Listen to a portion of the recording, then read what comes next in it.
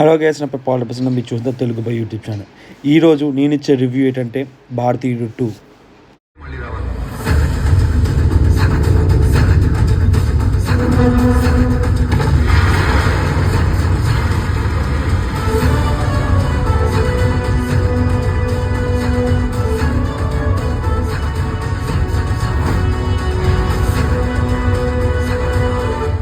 అసలు సినిమా బాగుందా బాగోలేదా, అసలు చూడొచ్చా లేదా, మళ్ళీ చాలా ఇయర్స్ తర్వాత సీక్వెల్ వచ్చింది, చూడొచ్చా లేదా అని ప్రతిదీ డీటెయిల్ తెలుసుకుందాం.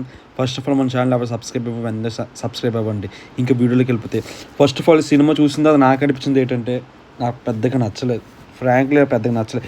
ఎందుకంటే భారతీయుడు 1 ఒక 2 days ముందే చూసాను ఆ భారతీయుడు 2 వస్తుందని. అది నాకు బాగా నచ్చింది. మ్యూజిక్ అని చాలా బాగా వర్కౌట్ అయింది. భారతీయుడు 2 వచ్చేసరికి నేను ఎక్స్పెక్టేషన్ ఎక్కువ పెట్టుకున్నా లేదు తెలియదు, లేకపోతే స్టోరీ డౌన్గా ఉందా లేదు తెలియదు, కానీ నాకైతే ఫ్రాంక్లీ నచ్చలేదు.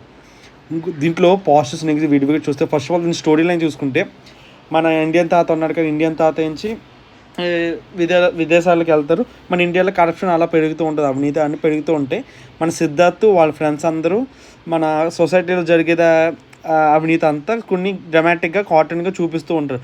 ఒకసారి ఇన్ని జరుగుతున్నా ఇంకా ఆపలేరని తెలిసి ఒకసారి ఇండియన్ తాత మళ్ళీ రావాలని చెప్పి ఇండియన్ తాతని పిలుస్తారు. మిగతాదంతా స్టోరీ జరుగుతూ ఉంటుంది.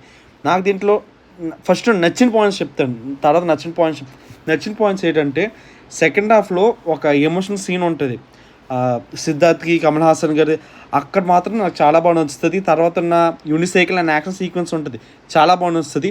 ఇంకోటి మ్యూజిక్ పరంగా దీంట్లో పాజిటివ్ ఏంటంటే, మన ఏఆర్ రెహమాన్ గారి భారతీయుడు 1లో ఆ మ్యూజిక్ ఉంటుంది, ఎమోషనల్ బీజము. ఇప్పటికీ చాలామందికి నచ్చుతుంది ఆ ఎమోషనల్ బీజం. దాన్ని ఇక్కడ పెట్టారు. దానివల్ల ఇంకా కొన్ని సీన్స్ చాలా బాగుంటాయి. నాకైతే కమల్ హాసన్ గారి యాక్టింగ్ అయితే ఎమోషనల్ సీన్లో చాలా బాగా అనిపిస్తుంది. మిగతాదంతా నాకు నార్మల్ అనిపించింది. ఇంకోటి, ఫస్ట్ టైం కమల్ హాసన్ గారి సినిమాకి ఇలా రివ్యూ ఇవ్వాలి అని అనిపించలేదు నాకు, ఎప్పుడు ఫస్ట్ టైం అనిపించింది. ఇంకోటి, ఆ మేకప్లో కూడా యాక్టింగ్ అనేది కొంచెం బాగా చేశారు. అక్కడ ఒక ఎమోషనల్ సీన్స్ కానీ ఆ ఫైట్స్ కానీ కొంచెం బాగా చేశారు.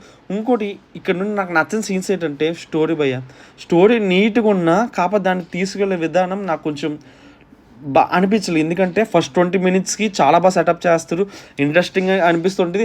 మన తాత వచ్చినప్పటి నుండి కొంచెం లాగుతున్నట్లు అనిపిస్తుంది. అలా లాగి ఇంటర్వెల్గా లాగుతారు. తర్వాత సెకండ్ హాఫ్ అయినా ఇంకా మంచి స్టోరీ ఉంటుంది అనుకుంటే అది ఇంకా లాగుతారు. ఎవరి దగ్గర ఎమోషనల్ మనం కనెక్ట్ అవ్వాలి. ఎందుకంటే సిద్ధార్థ్ది ఒకే ఒక సీన్ ఉంటుంది, అది కూడా సెకండ్ హాఫ్లో. అదొక్కటే నాకు చాలా బాగా అనిపించింది. అది మళ్ళీ సైకిల్ది అది తప్ప ఇంకేంటి నాకు ఫస్ట్ టైం అనిరుద్ధ్ మ్యూజిక్ కొట్టాడు అనిపించింది. దాని బదులు ఏఆర్ రెహమాన్ తీసుకున్న బాగుంది అనిపించింది. అనిరుద్ధ్ మ్యూజిక్ ఏం చేయలేదు, ఒకే ఒక బీజం ఉంటుంది, అదే ఫస్ట్ లాస్ట్ కొడుతూనే ఉంటాడు అనిపించింది. ఆ బీజం తప్ప నాకు ఫ్రెష్ ఫీలింగ్ ఎక్కడ అనిపించలేదు. అనిరుద్ధ్ బీజం మాత్రం నాకు అని అనిపించలేదు.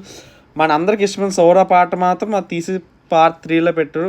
చాలా రోజులు బట్టి కమల్ హాసన్ గారు పార్ట్ 3 బాగుంటాయి, పార్ట్ 3 అంటే నార్మల్గా అనుకున్నాను. ఇప్పుడు అర్థమైంది పార్ట్ 3 గురించి. ఎందుకు అతను పార్ట్ 2 అతనికి ఇష్టమే లేనట్లుంది, నార్మల్గా తీసాడని అనిపించింది. ఇంత వీడియో సమేతం మీ టికెట్ డబ్బులు అయితే నాకు తెలిసి కొంచెం డబ్బులు ఖర్చు వేస్ట్ అనిపిస్తూ ఉంటుంది. దీని బదులు పార్ట్ 3 కానీ, లేకపోతే మన కలికినే మళ్ళీ 2-3 సార్లు చూస్తే తప్పలేదు అనిపిస్తుంది. లేకపోతే పార్ట్ 1 మళ్ళీ రివైజ్ చేసుకుని చాలా నీట్గా ఎక్స్పీరియన్స్ అవ్వచ్చు. ఈ మూవీకి నేను ఇచ్చే రేటింగ్ అంటే 5కి 2. ఎందుకంటే కమల్ హాసన్ గారి మూవీకి నేను తక్కువ రేట్ ఇస్తానని ఇప్పుడు అనుకోలేదు. ఎస్పెషల్లీ అనిరుద్ధ్ మ్యూజిక్ ఇంత దారుణంగా ఉంటుంది నేను ఇప్పుడు అనుకోలేదు. వీడియో సమాప్తం. ఇలాంటి రివ్యూస్, ఇలాంటి మూవీ రివ్యూస్ ఎన్ని కావాలంటే వెంటనే మా ఛానల్ సబ్స్క్రైబ్ అవ్వండి. అలాగే మీ ఫ్రెండ్స్ ఫ్యామిలీ మెంబర్స్ కూడా షేర్ చేయండి. అందరితో వీడియో సమాప్తం. జై హింద్.